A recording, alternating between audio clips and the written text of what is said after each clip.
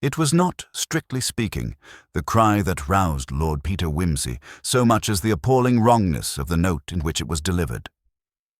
A woman shrieks in A-flat if she wishes to be taken seriously. This was closer to a G-sharp, altogether too operatic for genuine despair. Wimsey, lurching out of an armchair at the far end of the long gallery of Breadstone Court, remarked to no one in particular that if people must be murdered before luncheon, they ought really to rehearse the accompaniment. The house party, convened ostensibly for the purpose of celebrating Colonel Faston's 60th birthday, though more probably for thinly veiled matrimonial inspection of a cousin twice removed, was now rippling with that pleasant sort of panic which allows strong, respectable persons to behave like half-trained spaniels. Footmen collided with antimacassars, and a retired bishop was heard to mutter anathemata normally reserved for heretical pamphlets. Wimsey paused at the threshold of the breakfast-room. He had, a moment before, been addressing the Earl of Paddingcote on the inadvisability of over-toasting bread when using a Rayburn stove. His lecture, alas, would remain unfinished. There, on a small Regency side table, rested a tray, a single saucer, a cup still half full of cooling coffee, and one slice of toast untouched save for a decisive triangular bite missing from the corner, like the first page torn from a novel. "Curious," said Wimsey, adjusting his pince-nez while surveying the room rather as a lepidopterist might a glass case of moths.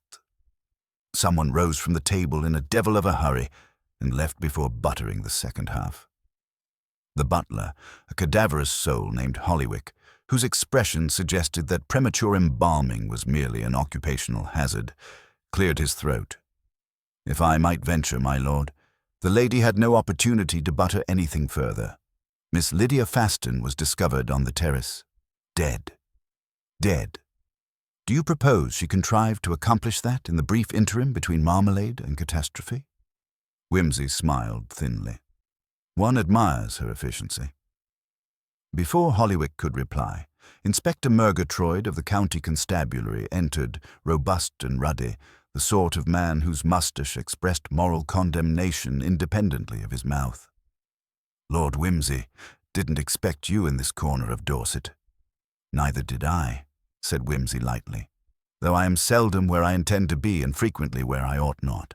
However," he tapped the toast, "I suspect Miss Faston found herself in precisely the same predicament, with rather graver consequences." Murgatroyd's brow furrowed. "You are implying that toast is germane to her demise?" "Not in itself, unless Dorset's wheat supply has grown homicidal. But you'll note the coffee is sweetened, yet Miss Faston never took sugar. Her fiancé, Mr. Geoffrey Morecambe, does." Wimsey sniffed the rim. "Ethiopian blend, overbrewed by 45 seconds. Though that is Hollywick's misfortune, not ours." "Lord, he's off again," murmured the bishop. "Can't he just wait for the verdict?" Wimsey inclined his head to the episcopal complaint. "The law may wait. Logic will not." Miss Faston rose abruptly, leaving a breakfast evidently prepared not to her liking. She then walked, perhaps ran, out upon the east terrace. There an unseemly fate overtook her. One must ask what compelled so refined a young lady to abandon an ill-made coffee and the half-eaten toast of tragedy. "Opportunity, duty, and assignation," suggested Lady Paddingcote, dabbing her eyes more for effect than sorrow. "Or fear," whispered Miss Brent, a governess whose thin face bore the habitual look of one expecting to be reprimanded for impropriety she had not yet committed. Wimsey's gaze flickered to the mantel clock, a handsome French thing that ticked with Gallic insolence. "Observe, the hands stand at 9:12. Mrs. Hollywick, what time was breakfast announced?" "Precisely at 9, my lord." Then Miss Faston had, give or take, 12 minutes in which to find dissatisfaction with her repast, partake of only one triangular nibble, and depart. "Inspector, shall we see the body?" Murgatroyd harumphed, but gestured toward the open French doors. The terrace beyond basked in a chill, early spring sunlight, the sort that lends even murder a tentative warmth. Lydia Faston lay upon the stone flags beneath a balustrade, her pale silk dressing gown bunched inelegantly, her blonde hair splayed like sea wrack. A delicate smear of crimson traced the corner of her lips. Whimsy knelt, examining the dead woman's hands. Slender, ungloved, nails trimmed with the brutal neatness of someone who never aims to scratch. No rings, he noted softly. She wore 2 at dinner. Mother's sapphire and an engagement band. Inspector. Neither found on her, said Murgatroyd grimly. Robbery, perhaps. Perhaps. Whimsy rose, dusting his knees. But one does not ordinarily steal jewels and leave coffee cooling on English china. Time, distance, intent. Trifles. Yet trifles make the sum of human death. Permit me another trifle. There is a smear of butter on her left sleeve, though the toast was bare. Hollywick coughed again. Forgive me, my lord. The tray was delivered by Jenny, the new parlour maid. She claims Miss Faston ordered it in her room, but then chose to breakfast here instead. So the toast embarked upon its own little odyssey, Whimsy mused. Unbuttered, half-devoured, and wholly insufficient. Miss Brent, he addressed the nervous governess, would you be so obliging as to recall whether any of the nursery clocks have been altered this morning? Children tamper with time in the most devilish ways. Miss Brent blinked. I haven't the faintest, my lord. Quite. He turned back to the assemblage. My dear Colonel, may I borrow your study for half an hour? I fancy a map, a ruler, and a timetable will prove more nourishing than Hollywick's toast. Colonel Faston, broad of shoulder and narrow of patience, simply grunted assent. And Inspector, Whimsy added, do cordon off the terrace, but leave the toast untouched. Murderers tend to ignore cleaning staff. Breadcrumbs, on the other hand, are merciless witnesses. And with that, Lord Peter Whimsy strode off, humming a line from The Marriage of Figaro, leaving in his wake a houseful of baffled suspects and one lamentably uneaten slice of toast whose modest contribution to homicide had only just begun to be appreciated. It was some time later, with the study's double doors firmly shut against the hum of speculation rippling through the house, that Lord Peter Whimsy, sprawled with unfeigned elegance upon a brocade chaise beside the Colonel's vast oak desk, began to frown in the manner of a man wrestling with trifles. Those infuriating, evasive trifles that so often turned out to be the hinges upon which entire crimes creaked open. He had before him 3 items. A hand-drawn floor plan of Breadstone Court, sketched swiftly by the Colonel's own hand, a timetable of a household routine supplied by Hollywick, who proved to be a man of intimidating precision in all matters not involving toast, and a list of guest-room assignments hastily jotted by Lady Paddingcote on a page torn from the Times Literary Supplement, a small sacrilege for which she had felt the need to apologize profusely. Let us consider this, Bunter, Whimsy murmured, addressing his faithful manservant and factotum who had appeared, like most of the best things in Whimsy's life, with the silent inevitability of sunrise. Miss Faston breakfasts at 9. She requests the tray in her own room. The tray is delivered by Jenny, a parlour-maid too new to know better than to speak plainly. But Miss Faston elects to bring the tray to the breakfast room instead. Odd, don't you think? Bunter, who had been examining the silver inkstand with all the gentle distaste of a man weighing up an insufficient polish, inclined his head. Indeed, my lord. It suggests either that the lady experienced a sudden change of mood, or that she intended the breakfast to be seen by others, perhaps even misinterpreted. Misinterpreted. Precisely so. Whimsy stretched his legs across the chaise in a leisurely fashion. She made a display of solitary breakfasting, an affectation of habit. She did not butter the toast. Why? Not for lack of butter, evidently. The smear upon her sleeve confirms it was used at some point. Did she discard the knife after a single use, or use her fingers like a savage? Or was the butter transferred not to the toast, but to something or someone else? Bunter, who never so much as raised an eyebrow unless invited, remained impassively attentive. "And then," Whimsy went on, eyes narrowing slightly, "we have the sugar. Miss Faston, known to despise sweetened coffee, leaves a cup half consumed, heavy with sugar, which strongly implies it was not she who drank it. So we ask, whose cup did she bring with her, and why? Why carry 2 cups, or swap hers for another? And why in God's name go to such pains for a breakfast meant to be taken in solitude? Unless," said Bunter softly, "she intended to meet someone." Whimsy gave a little grunt of assent. "That, Bunter, is what I should call likely." He rose, suddenly alert, and approached the map spread over the desk. The east terrace was clearly marked, running in a graceful arc along the side of the breakfast room, bordered by low balustrades and overlooking the half-wild rose garden that Colonel Faston fancied gave the house character. From there, a short gravel path wound toward the stables, curving past the chapel and through a sparse copse. "Note," Whimsy said, tapping the edge of the map with a long forefinger, "that the east terrace is visible from the servants' wing, but not from the breakfast room itself, thanks to this wretched bow-fronted window arrangement. One might leave through the French doors quite unnoticed, particularly if the household were, say, animatedly discussing hunting dogs or influenza." "And none of the guests recall her leaving?" "None," said Whimsy, "though Lady Paddingcoat's recollections are, I fear, limited to her own hangover. The Colonel is half-deaf, and Morecambe, the fiancé, is so thunderstruck by grief that I should hesitate to credit his testimony on the state of his own trousers. No, Miss Faston departed unobtrusively, leaving behind not only her toast but her engagement ring. It was removed after she left the breakfast room, not before. That, at least, is clear. Miss Brent confirms she saw it at breakfast the previous day.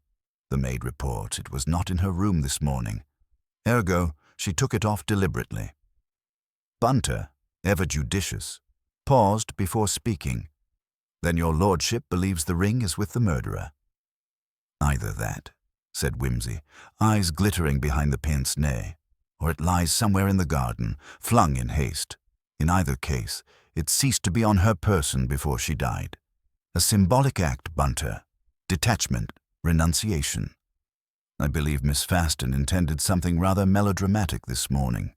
Some confrontation, perhaps a renunciation of the engagement. Something that was meant to end in indignation, not in death." He snapped the map shut with a sigh. "Let us make inquiries. Beginning, I think, with the maid." They found Jenny in the still room, folding linens with an energy that bespoke nerves rather than industry. A plump, pale girl from Dorset, born and bred, she curtsied violently upon Whimsy's entrance, as if expecting to be dismissed, jailed, or possibly knighted. "I'm ever so sorry, my lord. Truly I am. I never meant to get anything wrong. Miss Faston," she said she weren't feeling sociable, and would I fetch her a tray, and she was ever so sharp about it. "Did she seem ill?" Jenny's brow creased. "Not ill, my lord, just high-strung like, all done up in her silk robe but still in her slippers. I thought it odd, I did, 'cause she always came down dressed like a picture book. But she says, 'Bring it to my room and no dawdling, girl.' So I did. And then? Then not 5 minutes later, I sees her going down the corridor with the tray in her own hands. I thought she'd changed her mind. I asked, 'Shall I take it to the breakfast room instead, miss?' And she says, 'No need, I'll see to it.' And that was that. Never saw her again." "You noticed nothing else? Nothing out of place?" Jenny hesitated, then bit her lip. "Well, only her hands, my lord. She had one hand clenched awful tight, like she was holding something, but I didn't see what. A letter, maybe." "A letter," murmured Whimsy. "Or a ring, or a second key." The girl looked baffled. "Never mind," he said gently. "You've been most helpful. Bunter, we must speak to Geoffrey Morecambe. I fancy he has more to tell us than tears permit." Morecambe, a tall, greying man in his 40s with the uneasy demeanour of one who has never quite grown into his own height, was pacing the drawing-room with the tenacity of a caged spaniel. Wimsey observed him from the doorway a moment, then entered quietly. "Mr. Morecambe," he said, "I wonder if I might trouble you for a moment. You were, I believe, to marry Miss Faston next month." Morecambe nodded, his voice catching. "Yes. We were to make the announcement here this weekend. She hadn't even told some of the family yet. Lydia was always so careful, so controlled." "Indeed." Wimsey sat, crossing one knee over the other. "Tell me, Mr. Morecambe, did you have occasion to quarrel recently?" Morecambe's eyes narrowed. "Is that a necessary question?" "Regrettably, yes." The man stared at the fire a moment. "There was a disagreement. 2 nights ago. Lydia, she was uncertain. I asked if it was about someone else. She denied it. She always denied things until she could arrange her exit. And yet," Wimsey said softly, "she took her engagement ring off this morning." Morecambe blanched. "No one but you would notice," Wimsey went on. "Not at that hour, not with breakfast conversations about hounds and hangovers. I wonder, Mr. Morecambe, if she intended to meet you this morning on the terrace and end the engagement. Would you have gone quietly?" There was a silence. Then, in a low voice, Morecambe said, "She never gave me the chance." Wimsey nodded. "And where were you, sir, between 9 o'clock and 9:15? Morecambe looked up. "In the study, writing letters. Ask the Colonel. He walked in to fetch a book at 1:15. "Ah, yes," Wimsey murmured. 1:15. How wonderfully inconvenient of him." He rose. "That will be all for now. Do remain nearby." Outside, in the corridor, Bunter said nothing. Wimsey tapped his fingers lightly against his chin.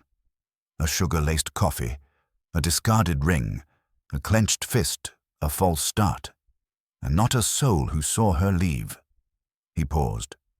"We shall walk the terrace again, Bunter, this time looking not for Lydia Faston, but for the person she meant to meet." Wimsey quit the house by the same French doors Miss Faston had used, letting them fall shut with only the faintest metallic click. A restless breeze played against the balustrade, making the ivy whisper like eavesdroppers too timid to speak. He paused, sketching with his eye the scene as it must have looked an hour earlier. The breakfast tray, borne in uncertain hands. The lady in her silk robe stepping out to meet Dorset's reluctant spring, the brief descent of her slippered feet upon the flags, and then something unseen, unheard, decisive. The inspector's constables had done their conscientious best to preserve footprints by virtue of not stepping anywhere at all, and the result was a patchwork of preserved damp streaks framed by nervous tiptoe marks. Bunter produced a tape measure as though from thin air, and Wimsey set about confirming distances as blandly as if he were arranging furniture. 7 yards from door to balustrade," he muttered. "A lady in slippers on cold stone moves swiftly. Call it 6 seconds. The coffee would barely ripple." He knelt by a discoloured patch on the flagstones where Lydia's body had rested. And here, blood, yes, but nothing like arterial spray. The wound must have been slight or skillfully rendered. Inspector Murgatroyd spoke of a bruise on the skull, no fracture, yet unconsciousness enough to allow asphyxiation or poison without struggle. "A neat job." Bunter murmured assent while sketching diagrammatic notes in his pocket-book. "Footprints, my lord. 2 clear sets besides the constable's. A small slipper tread, patterned like a basket weave, and a heavier brogue, man's size 9. The brogue impressions face toward the house. The slippers face away." "Precisely." Wimsey's eyes gleamed. "She came out alone, met a man, turned her back either in trust or defiance, and never faced him again. The ring is gone, yes, perhaps surrendered, yet the murderer left no sign of robbery except its absence. An emotional motive, then, not pecuniary." He straightened and surveyed the path leading toward the stable yard. Come, Bunter, let us see how far our anonymous brogues ventured. They walked single file along the gravel, disturbing as little as possible. After 20 paces, the path veered into a sparse copse of beech, the ground springy with last year's leaf fall. Here the footprints faltered, one impression crisp upon a patch of damp earth, the next erased where moss gave way to rotted foliage. Beyond lay the chapel, a modest Gothic whimsy restored at great expense by Colonel Faston's late wife. Its door stood ajar. Whimsy's mouth curved, a rustic confessional. "Shall we?" He pushed the door gently. The interior smelled of beeswax and damp stone. Colored sunlight filtered through medieval glass and fell upon dark pews like jewels dropped on velvet. On the front bench, incongruous and startling, lay a pair of thin white gloves, the kind a gentleman affects when motoring. He lifted them by the cuffs, turning them so the sun revealed a smear of butter across one thumb. A breath escaped him, sounding almost like laughter. "Observe the miracle, Bunter. Our killer kept his hands clean while committing murder, but not while preparing toast." He bagged the gloves in a paper envelope produced from an inner pocket, Bunter's anticipatory foresight, naturally, and stepped outside to the pale light again. The stable yard was visible now, the angle of the chapel wall having shielded it from the terrace. A groom leaned against an open stall, rolling a cigarette with careful fingers. The man, sandy-haired with a squint of habitual suspicion, straightened at their approach. "Mornin', my lord," he offered, nodding more at Bunter's authoritative stance than Whimsy's languor. "Good morning," Whimsy replied pleasantly. "We investigate Miss Faston's death. I should value your recollection of who passed through the yard between 9 and 9:30. The groom scratched his neck. "Saw Mr. Morecambe hurrying towards the chapel just after 9. Looked like the devil was at his heels. 10 minutes later, I sees him again, coming back, and he near bumps me off my feet, muttering something fierce." He hesitated. "Didn't think much of it till word come 'bout the lady." Whimsy's gaze sharpened. "He went into the chapel." "Aye, didn't stay long. Didn't go inside the stables at all." "And before Mr. Morecambe?" "No one except Reverend Bryce. He came for morning prayers 8:30, left 1:45. Could set your watch by him." "Indeed," said Whimsy. "Thank you." He offered a coin, which the groom accepted with a touch of forelock and a look of sudden loyalty. Back at the house, Inspector Murgatroyd awaited grimly in the study, heavy boots planted like outraged sentinels on the colonel's best Persian rug. "I hope you found something more substantial than pastry crumbs, Lord Whimsy." "Crumbs? Dear me, Inspector, I have discovered an entire bakery." Whimsy deposited the paper envelope on the desk. "A pair of gloves, butter-stained. I believe they belong to Mr. Morecambe. I should be delighted to learn whether they fit him." Murgatroyd's mustache twitched. "You think the fiancé did it?" "I think," Whimsy answered, "that Miss Faston removed her ring in order to return it. She carried it clenched, as our maid observed.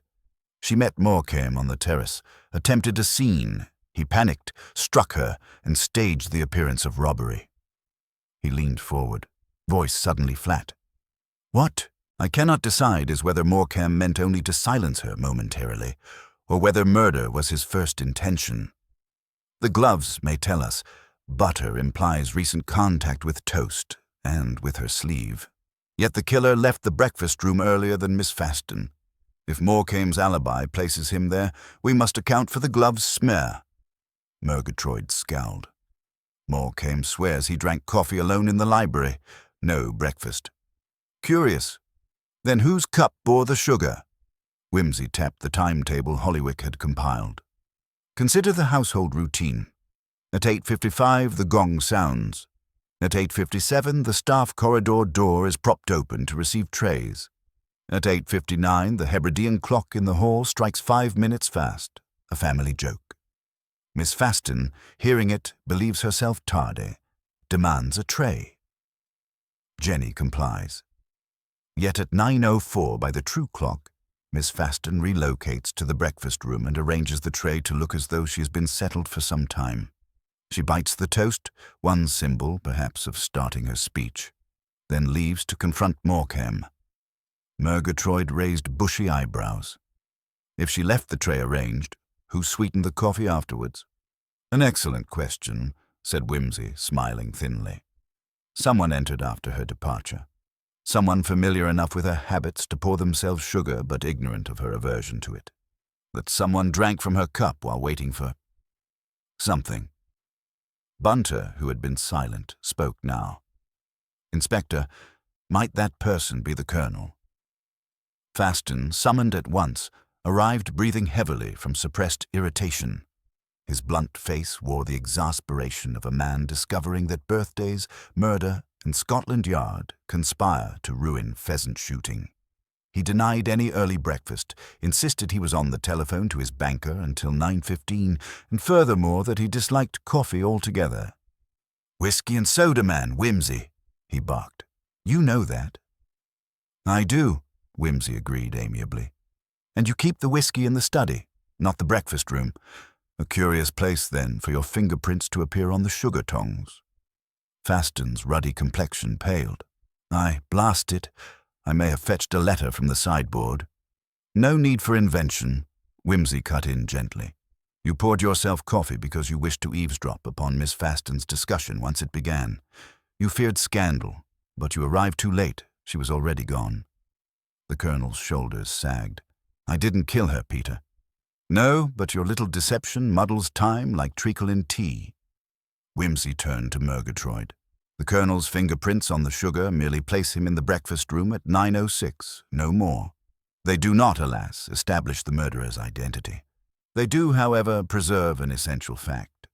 Miss Faston left the room before Colonel Faston entered, with coffee unsweetened." Bunter cleared his throat.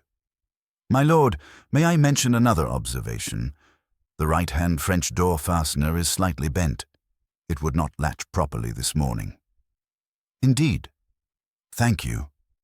Wimsey's mind leapt. A bent fastening implies haste, perhaps a clumsy attempt to secure the scene. "Inspector, we must test each guest's shoes against the brogue impressions. Meanwhile, I should like to examine the chapel more closely, and, incidentally, the vicar. Rumour speaks of your Reverend Bryce as a counsellor to distressed ladies." Murgatroyd summoned a constable for the shoes while Wimsey and Bunter returned outdoors. In the chapel, they found the Reverend arranging flowers at the tiny altar, his mild face transformed by the stained-glass glow. He started at their entrance, hands clasped like a guilty schoolboy's. "Forgive my interruption," Wimsey said, low-voiced, "but this morning's tragedy compels frankness. Miss Faston consulted you recently?" Bryce's throat bobbed. "Yes, last evening. She came to me in distress. She spoke of ending her engagement and confessed—" His voice broke. "She feared Geoffrey would react violently. I urged her to postpone any dramatic scene, to speak someplace safe. She agreed to meet me here at 9, and I would mediate." Wimsey's eyebrows rose. "But she did not arrive?" "No. Instead, Geoffrey arrived, raging, accusing me of encouraging her doubts." Bryce wiped his brow. "He left when I refused to listen. I waited until 9:15, then returned to the vicarage." Bunter produced the gloves. Bryce recoiled. "Not mine." "I know," Wimsey soothed. "They are Morecambe's. Butter aside, they carry his monogram. Yet you stand witness to his temper. Inspector Murgatroyd will confirm." As they stepped back into sunlight, Wimsey exhaled. Now we see shape emerge. An intended mediation, a spurned fiancé, a father anxious for propriety, and a terrace where clocks deceive. Bunter glanced at him sidelong. "And the missing ring, my lord?" "A token of rejection," Wimsey murmured. If Morecambe struck her, he pocketed the ring, rage in one fist, remorse in the other. "But I am not yet satisfied." His gaze drifted toward the servant's wing. "Jenny's testimony of a clenched hand haunts me. She did not say which hand, If the left bore the ring, the right might have held something else. Perhaps a letter to Geoffrey or to Reverend Bryce. And that letter is now missing.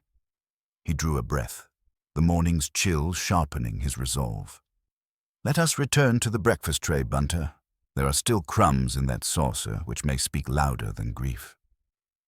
Whimsy's long stride carried him back into the breakfast room with a curious lightness, as though he had stepped out merely to admire the crocuses and returned with slightly improved appetite. Bunter followed at a respectful pace, closing the French doors behind them so deftly that not even the dust motes dared stir. The offending tray still occupied its small Regency table. The half-eaten toast, the sulky coffee, the inappropriate sugar. Inspector Murgatroyd had ordered 2 constables to guard it as if it were a fragment of the True Cross. They now stood to attention, looking faintly embarrassed by the meekness of their charge. "Thank you, gentlemen," Whimsy murmured, and the constables withdrew without argument. He settled on one knee beside the table, pince-nez glinting. From an inner pocket, he produced a jeweler's loupe, set it to his eye, and began a minute survey of crumbs more studiously than many archaeologists afford Babylonian pottery. Bunter, suppressing the air of a man itching to fetch polishing cloths, leaned over his shoulder. "There," Whimsy breathed. "Observe the darker flecks clinging to the saucer. Not bread, Bunter. Wax. Red sealing wax, flecked with gold dust. I know the brand. Faston's stationer swears by it. Now, why should sealing wax be fraternizing with toast?" Bunter's expression conveyed that wax fraternized with nothing respectable. "A letter, my lord, broken too hastily above the tray." "Precisely, though the letter itself is missing. Yet this wax fragment is not circular. It has corners, square corners, meaning it was chipped off the edge of the seal, not stamped centrally. Someone opened a letter, perhaps tore it, and the wax shattered. A morsel fell unnoticed onto the tray. Miss Faston either did not see it or did not care. He straightened. Hollywick. The butler materialized so silently that a lesser man might have protested supernatural qualities, but Hollywick merely inquired, "My lord, who approached this table after Miss Faston left?" "No one, my lord, save her ladyship ringing for more cream. I discouraged her, inspector's orders." "Excellent. Have the kitchen staff been questioned?" "Only perfunctorily, my lord. They await in the still room." "Then fetch Polly, the scullery maid. She has the eyes of an owl and the curiosity of a ferret." Polly arrived wringing a tea towel, freckles pale beneath flour dust. She curtsied with a squeak. Whimsy smiled reassuringly. "Polly, did you chance to see Miss Faston late last night?" "Oh, yes, my lord. She was in the library with the green-shaded lamp. I'd gone to polish candlesticks. She was writing furious, like scratch, scratch, and had her gloves on, which looked funny for writing. Then she dripped red wax on a letter, sealed it, broke it right off again, and tossed the blobs away. Seemed vexed." "Did she burn the letter?" "No, sir. She stuffed it in her robe pocket, left the library. Mr. Morecambe came in after and, well, I heard him swear. Then he throws a bit of paper on the grate." "Thank you, Polly. You have the memory of a creditable stenographer." He dismissed her, then turned to Bunter. "A robe pocket, Bunter. Later clenched in a fist. Our seal fragment confirms the same document journeyed from library to bedroom to tray. Yet why open it at breakfast?" He reached for the toast rack, lifted the solitary slice, and with delicate fingers shook out an almost invisible curl of scorched paper from beneath it. It bore the faintest trace of ink, an overstroked capital L complete with blot where the pen had paused. Whimsy gave a soft grunt of satisfaction. "To the library grate, then, before Murgatroyd's troops trample our cinders." Minutes later they stood before the black marble mantel. The fire lay dead but unemptied. Whimsy deployed the poker with surgeon-like precision, teasing out a cluster of charred shreds that still clung together by capillary stubbornness. Bunter produced envelope tweezers. Whimsy fanned the pieces on a newspaper. One scrap, barely the size of a visiting card, had escaped complete oblivion. Letters showed half ghostly under ash. Cannot marry a man who pretends. Will soon know the truth of Seaborn. Lydia. Whimsy let out a low whistle. Seaborn, capital S, flourish, clearly a proper noun, possibly a place, possibly a person, almost certainly a scandal. He folded the scrap into waxed paper. Our narrative acquires a second act. The library door opened as if on cue, and Murgatroyd marched in, boots broadcasting disapproval. Cast impressions are back, Whimsy. Brogues on the terrace match the Colonel's spare pair. Size 9, wartime issue, kept in the gun room. That is awkward, Whimsy mused. The Colonel swears he was on the telephone at 9:10. Did he lend those shoes recently? Claims not. Colonel Faston himself surged through the doorway. Damn it, Peter, are you accusing me of clubbing my own daughter? Not I, said Whimsy mildly. But leather is promiscuous. Someone else may have borrowed them. He eyed the Colonel's current footwear, immaculate patent slippers, far too dainty for terrace gravel. You lent Geoffrey your gaiters yesterday after his ride. Might you have lent shoes previously? Faston's frown deepened, then lifted in bleak recollection. Morecambe soaked his own pair last week fishing. I lent him the brogues. They were still in his room last night. He returned them muddy as hell. Hollywick took them to be cleaned. Murgatroyd sniffed. Then Morecambe had opportunity to retrieve them this morning. And motive, Faston grunted, sinking into a chair with the look of a man betrayed by hospitality itself. Whimsy regarded the fireplace. Yet we must be cautious of tidy narratives. Let us consider timelines again. Lydia leaves the tray at 9:12 by the French clock. Colonel at 9:06 enters breakfast room, sugars coffee. Morecambe, by testimony of Reverend Bryce, storms chapel at 9:08, departs at 9:13. Brogues walk Lydia to balustrade between 9:12 and 9:14. Murder occurs no later than 9:15, else the Colonel, returning across hall for his telephone, would have seen movement outside.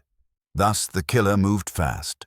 He must therefore know both the house and the family clocks intimately. Bunter's discreet cough signaled fresh intelligence. Forgive me, my lord, but Miss Brent reports that when she opened nursery windows at 8:50, she observed Jenny slipping something into the vicar's bicycle satchel. Grey envelope, red wax. Whimsy's brow arched.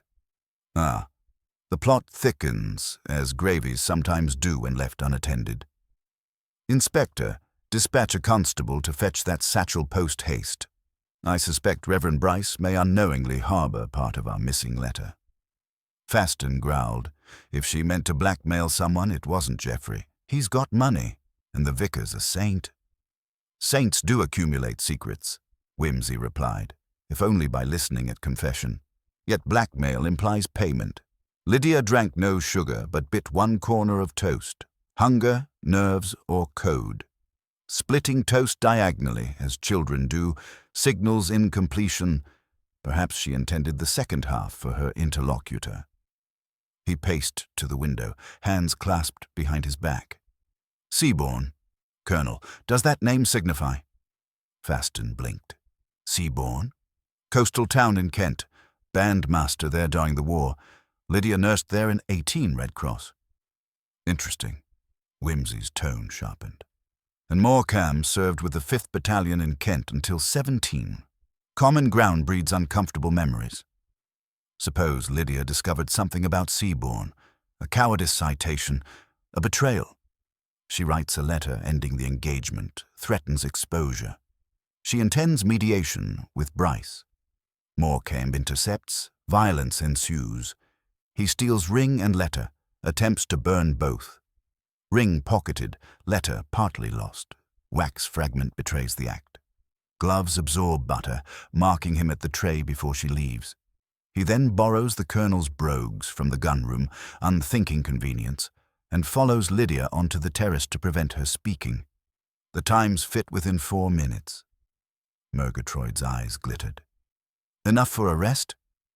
Enough for interrogation, Whimsy corrected. But not yet the gallows. We lack one piece, the second half of the toast. A hush settled, broken only by the faint ticking of the Petit Sonnerie clock on the mantel. Then Hollywick reappeared, bowing. "Pardon, my lord.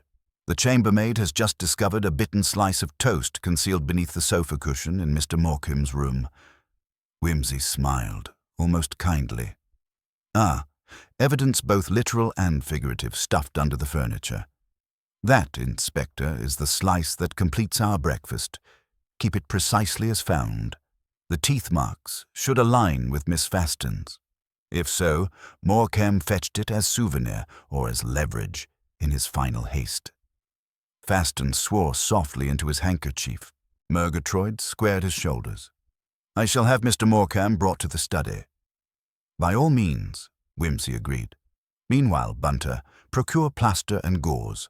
I intend a small experiment after dinner. These trifling details of coffee, wax and toast will, I fancy, prove instructive in darkness." He turned back to the window, watching the lengthening afternoon shadows stretch across the terrace where Lydia Faston had met her quiet undoing. Somewhere beyond the cedars, a rook cackled, and Whimsy's gaze lifted to follow its ragged flight as though it carried with it the last, elusive fragment of the truth. The case, he reflected, had all the elegance of a sonnet, line upon line of orderly deceit, waiting only for the final couplet to reveal its sting. Dinner at Breadstone that evening resembled a rehearsal for the funeral march of a marionette. Each participant moved with the jerky solemnity of someone unsure whether the next course might be poisoned or merely oversalted. The colonel dispatched conversation like grape shot, short, nervous volleys about the price of oats, while Lady Paddingcoat swirled her consommé as though searching it for prophecies. Whimsy, in contrast, appeared positively cherubic, remarking only that the kitchen's soufflé did rise, a sure sign that even tragedies must respect plain culinary discipline. Morecambe, summoned beforehand to the study and permitted, for the moment, to rejoin the table, kept his eyes locked on his plate with such intensity that one feared he would mesmerize the cutlery into confession. He wore no gloves this time. The absence yawned like an accusation. At 9 precisely, Whimsy rose, excused himself with a languid nod to the ladies, and strode for the gallery, Bunter at his heels, carrying a box that clinked faintly. Colonel Faston and Inspector Murgatroyd followed at a distance, the latter with the air of a housemaster obliged to supervise an eccentric pupil's late-night experiment. They reconvened in the breakfast room, which still bore, under cloche, the infamous tray. Whimsy placed his box on the sideboard and produced a small spirit lamp, a stopwatch, and 2 shallow trays filled with plaster of Paris, already wet to a creamy consistency. "Timing, gentlemen," he said lightly, "is the last refuge of truth. We shall test whether one man could perform all our morning's miracles unaided. Bunter will play Lydia Faston. I take the role of Geoffrey Morecambe. The colonel will kindly behave as himself, for no one else is qualified. Inspector, you keep the watch." Murgatroyd harumphed, but produced the chronometer. Whimsy beckoned Bunter to the French doors. "When I give the word," he instructed, "step out, walk to the balustrade, wait for me to arrive, and then oblige me by collapsing as gracefully as possible onto the indicated chalk mark. We have laid canvas. You will not sully your livery." Bunter inclined his head, betraying no hint of the butlerly indignity. The colonel positioned himself in the hall, a telephone receiver in hand, ready to reenact his alleged call. Whimsy extinguished the chandelier, leaving only the sconce nearest the doors and the dim spill of corridor light, faithful replica of the morning gloom. "Begin," said Murgatroyd, thumb descending. Bunter glided out. Whimsy darted for the gun-room, slipped on the colonel's brogues, duly requisitioned and left untied for speed, then pelted along the service corridor, seized a slice of pre-buttered toast from Hollywick, who stood like a high priest of carbohydrates, and charged into the breakfast room just as Bunter's silhouette reached the terrace rail. He paused long enough to take one theatrical bite, laid the toast on the tray, poured sugar into the coffee, and hurled the gloves, freshly butter-smeared, onto a chair cushion. Then, launching himself through the French doors, he reached Bunter, mimed an exchange, struck a gentle blow behind the ear with a padded baton, caught the collapsing valet, removed an imaginary ring, crammed both ring and baton into his trouser pocket, and sprinted for the chapel path. Halfway, he wrenched off the colonel's brogues, tossed them behind a laurel, and continued in stocking feet. At the chapel, he slipped through the side door, counted 5, exited, and returned to the study by the front entrance in shoeless stealth, picking up a pair of his own polished Oxfords waiting there for authenticity. He flung himself into the desk chair, pen poised over stationery. Murgatroyd stopped the watch. 13 minutes, 42 seconds. "Too slow," Whimsy announced, breathing only slightly harder than common courtesy allowed. Morecambe, by testimony, had 9 minutes from the music-room argument to the colonel's interruption in the study. Even had he wings, he could not replicate my dash without bursting seams, and we have no witnesses of burst seams. Moreover, those brogues would have left mud in the library, yet none was found. Our murderer is fleet, yes, but the geography refuses him. The colonel exhaled, not quite relieved. Then who? Someone who never needed to sprint. Whimsy turned toward the corridor.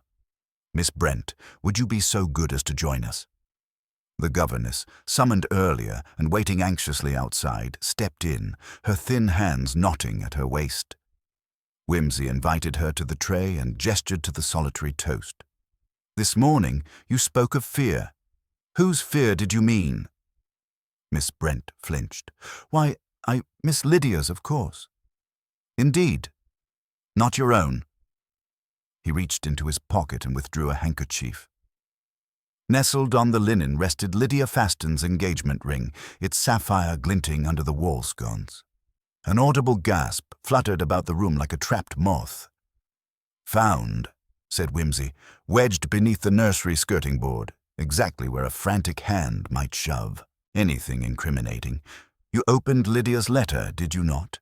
You sealed it again, but the wax cracked in your hurry.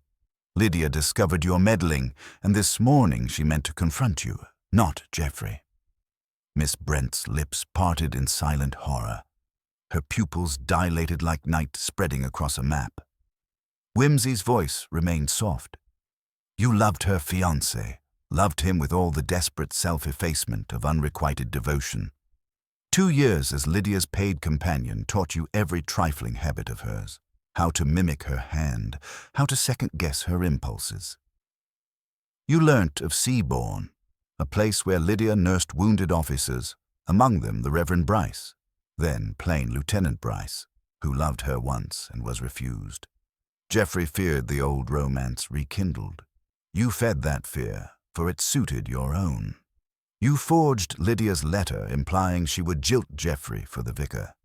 But forging was not enough. You needed to silence her protest." The governess shook her head in tiny, rabbit-like jerks. No, I only wished to delay her." "You delayed her permanently." Whimsy lifted the coffee cup. "You laced this with digitalis, pilfered from the colonel's greenhouse where foxgloves grow. A mild overdose induces nausea, blurred vision, enough to stagger Lydia onto the terrace for fresh air. Out there, you waited, hidden by the chapel wall. When she clutched her heart, you guided her to the balustrade, helped her sit, pressed a silk cushion to her mouth until the faint pulse failed utterly. No struggle. She trusted you. You removed her ring to suggest robbery, donned the colonel's oversized brogues to confound footprints, and slipped back by the chapel path. But haste betrayed you. A smear of butter on your glove, the cracked wax on the tray, the ring you never had time to dispose of once the police arrived. Miss Brent crumpled, a marionette whose strings had been flicked by an invisible blade. The colonel muttered a shocked oath. Lady Paddingcote, standing unnoticed by the door, gave a small scream. Murgatroyd advanced, caution and triumph composing his stride. Yet Whimsy, raising one hand, forestalled him. "Inspector, a moment more. There is the matter of motive. Miss Brent will do us the courtesy of explaining." Tears gathered in the governess's eyes, not falling but swelling as if time itself congealed. "Geoffrey needed someone clever," she whispered. "Someone who understood him, his poetry, his melancholy. Lydia. She flaunted her beauty, her worldly talk. She kept him dangling. When I found the old photograph of her with the vicar laughing arm in arm, I warned Geoffrey. He laughed at me. So I wrote the letter. I thought if he believed her faithless, he'd end it, turn to me. But she meant to expose me. She said she would dismiss me today, send me away in disgrace. I couldn't bear it." "So you killed her," Whimsy finished, his tone not hard but infinitely weary. "You poisoned her, smothered her, and thus lost Geoffrey forever." Miss Brent managed a broken nod, then covered her face. Murgatroyd stepped forward, reciting the formal arrest. The words clattered in the grand room with chilling banality. Murder, intention, custody. As the constables led her out, she passed Geoffrey Morecambe, who had appeared in the doorway as if summoned by tragedy's magnet. Their eyes met, his full of frozen shock, hers of wretched adoration, and in that instant, the yawning gulf between longing and possession swallowed them both.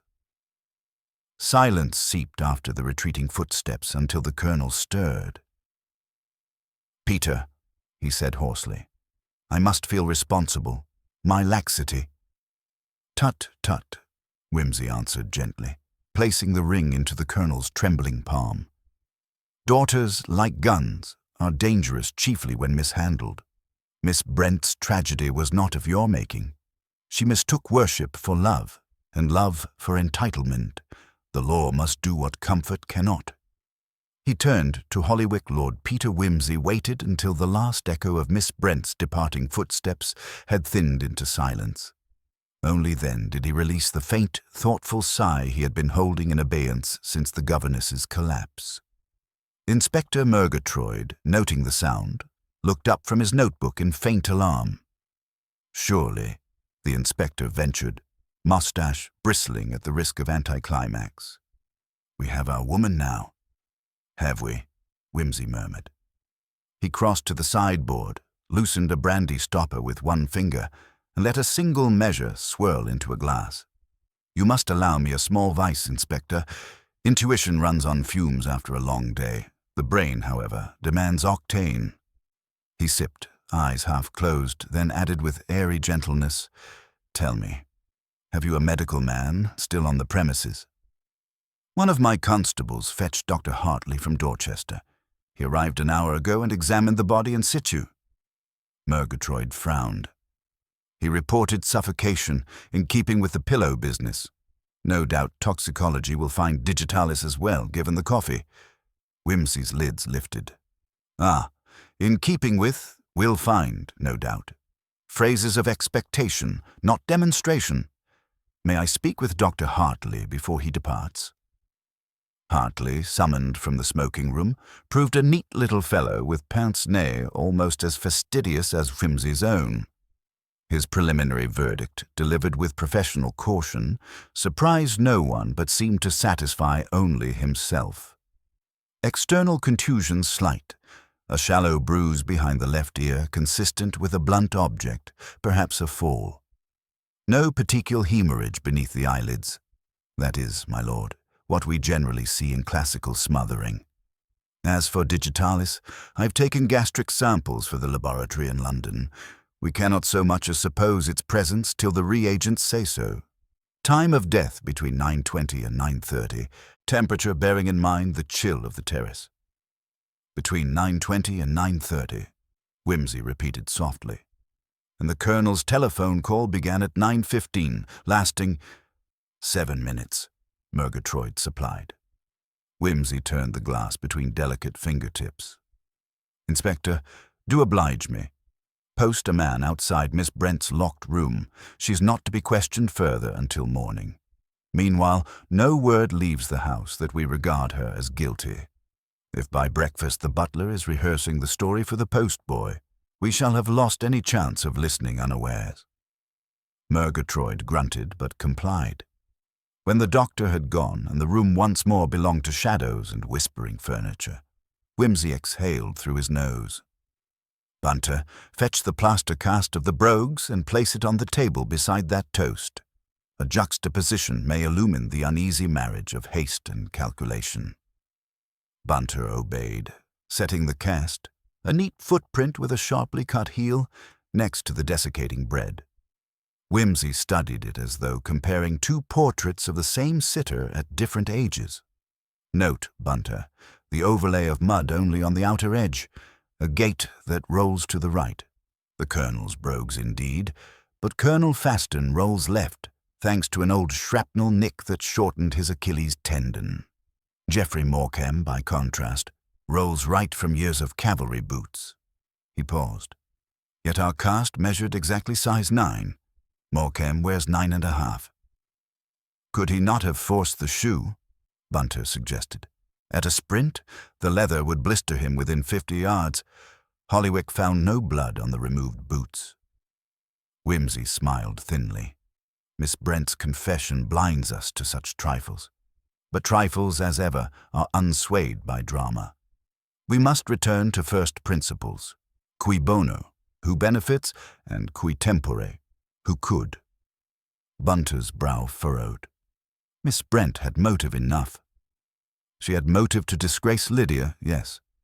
Did she have motive for a murder executed in 9 minutes with a soldier's efficiency? Doubtful. I fancy that, somewhere between the tray and the terrace, another hand intervened. Miss Brent brewed jealousy. Someone else drank of it. He rose, crossed to the window and eased the curtains apart. Outside, moonlight polished the balustrade. A figure stirred there. Reverend Bryce, head bowed in solitary vigil.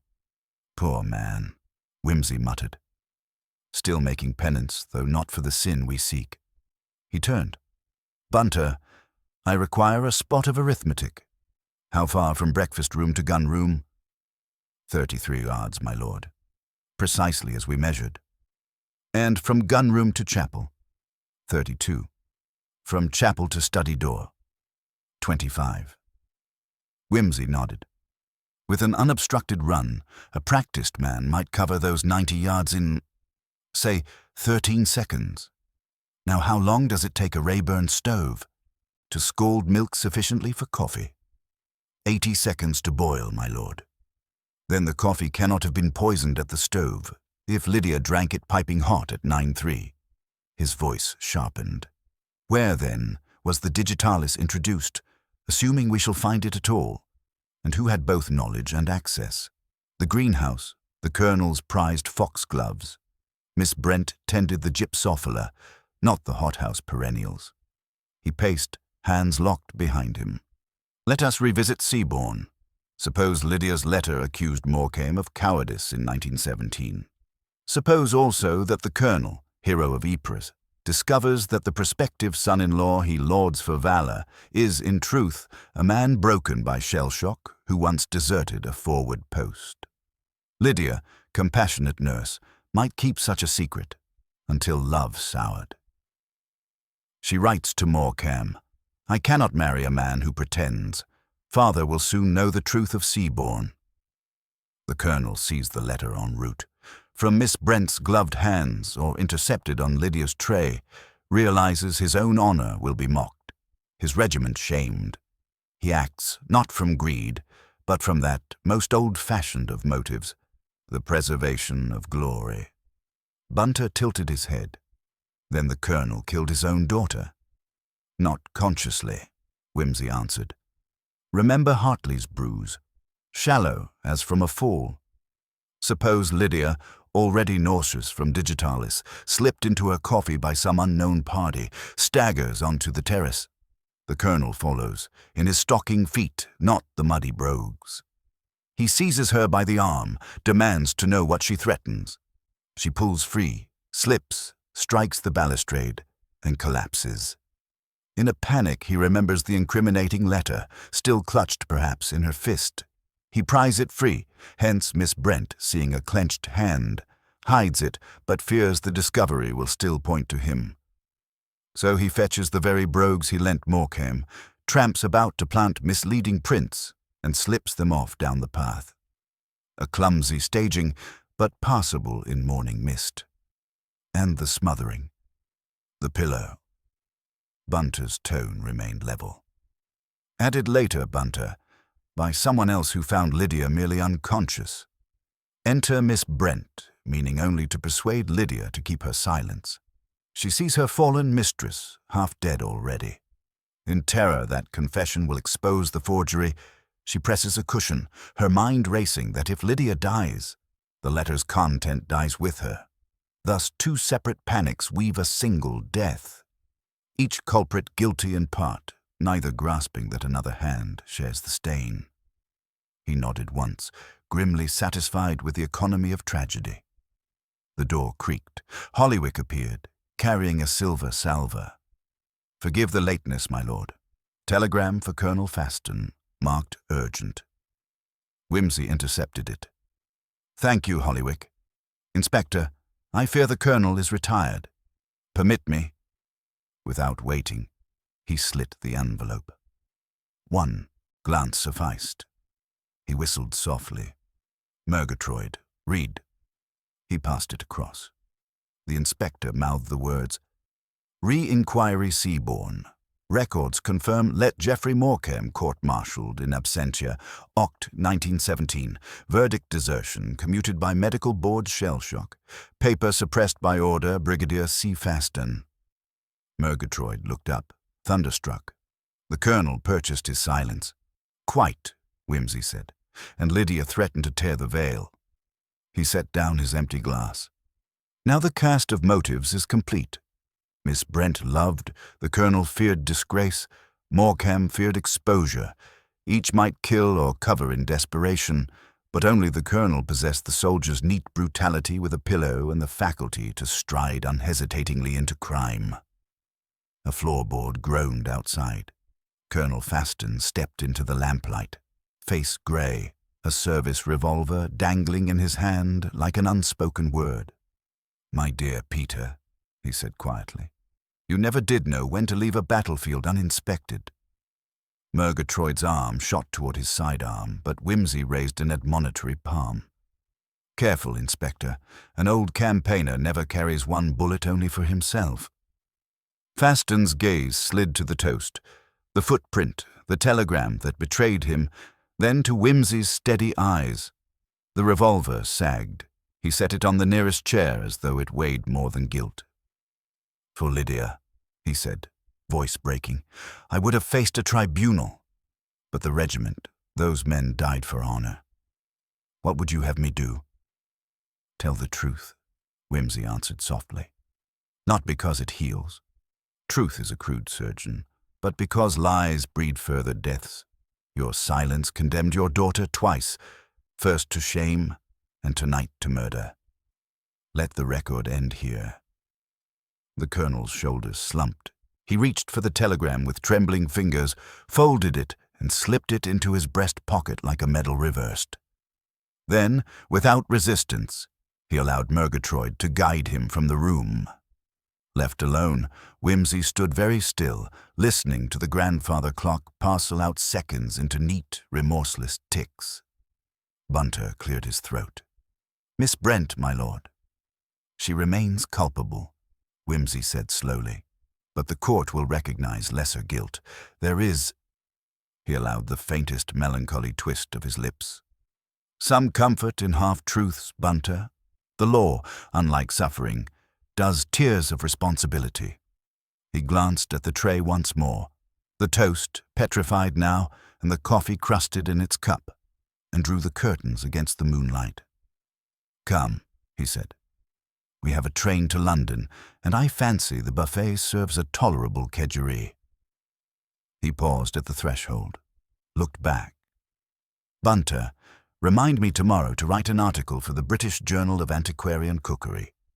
on the evidential value of half-eaten bread. "Yes, my lord," Bunter replied, extinguishing the final lamp so that only the pallid glow of dawn crept beneath the door, illuminating the scene of crime now resolved, though none the less mournful for it. By the time the last echo of Colonel Faston's footsteps had been swallowed by the corridor, Whimsy remained unmoved in the half-dark, a silhouette more architectural than human, as though he had been carved from the same spare walnut as the writing desk. Bunter, quietly restoring order, refrained from speaking. It was not that Whimsy looked grieved. He had perfected the art of betraying nothing with surgical precision, but rather that a peculiar tension still lingered in the room. Not suspense, precisely, but the feeling that something had folded in upon itself too easily. "It is a terribly English thing," Whimsy said at last, without turning, "to regard a confession as the climax of truth. But the moment a man lays down his revolver, we forget to ask whether he told us all that mattered." Bunter paused in mid-replacement of the decanter. "You believe Colonel Faston left something unsaid, my lord?" "I believe he left something conveniently said. That telegram from the War Office, neatly timed, fat with implication, and his entrance, too composed, as if he had been waiting just beyond the curtain for his cue. An arrangement, then? Or a performance?" Whimsy moved from the window and reclaimed his chair with a sigh, more thoughtful than weary. "Let us review, Bunter, the choicest ingredient of this unpalatable pudding, timing. We accept that Lydia drank the coffee shortly after 9. We accept that the poison, digitalis or otherwise, was already in the cup. We accept that Miss Brent saw Lydia at 9:15, disheveled but alive. At 9:20, the colonel is on the telephone. At 9:30, Lydia is found dead. Yes, my lord. And now the colonel confesses. Not only to discovering Lydia in a weakened state and finishing what nature or poison began, but to staging the footprint, removing the brogues, and hiding the letter. An impressively efficient bit of theatre, all in the span of 6 minutes between 9:15 and 9:21. Bunter raised an eyebrow. "It does strain credulity." "It does more than that," said Whimsy, leaning forward. "It insults it. Suppose the colonel is innocent. Not of subterfuge, mind you, but of the act itself. Suppose his guilt is a red herring, encouraged by his own willingness to be condemned. Then who, exactly, who benefits from his removal? Who gains time, silence, perhaps inheritance? And who—" Whimsy's voice sharpened. "Supplied that telegram. Did you happen to note the stamp?" "I did. Hand-delivered from Dorchester Telegraph Office. No routing code. No date, and printed in a type I last saw used on military dispatches. Which, conveniently, the colonel might himself procure." Whimsy stood again. "But why forge it against oneself unless someone knew he would?" Bunter looked momentarily puzzled. "My dear Bunter," Whimsy said gently, "if someone else, someone younger, quicker, knew of Faston's court-martial suppression, they might anticipate its exposure, might even manufacture it. In doing so, they'd leverage the colonel's own shame against him. The weapon? Not the revolver, but the man's own integrity." Bunter nodded, grim. Then someone wanted him to confess, and perhaps led him there, breadcrumb by breadcrumb. Whimsy snapped his fingers. The letter, there must have been a letter, real or forged, threatening to expose Seaborn. What if the real letter was intercepted, destroyed, and a counterfeit placed where it might be found? By Miss Brent? Perhaps. But I rather suspect someone knew Miss Brent's habits, knew she was prone to overstep. Let her find it, let her panic, let the colonel see her panic and suspect the worst. Whimsy's eyes lit with a chill gleam. The plot begins to resemble a parlor game with only one player privy to the rules. He strode to the desk and began rifling through the scattered correspondence. Bunter cleared his throat softly. "My lord, if I might mention a detail from earlier." You will recall I inspected the boots. The brogues Colonel Faston allegedly used to plant the print. I noticed something then I thought trivial. The laces had been tied in a peculiar way, not looped through once as a man does in haste, but with a double knot, like a child's trainer. Indeed, that is telling.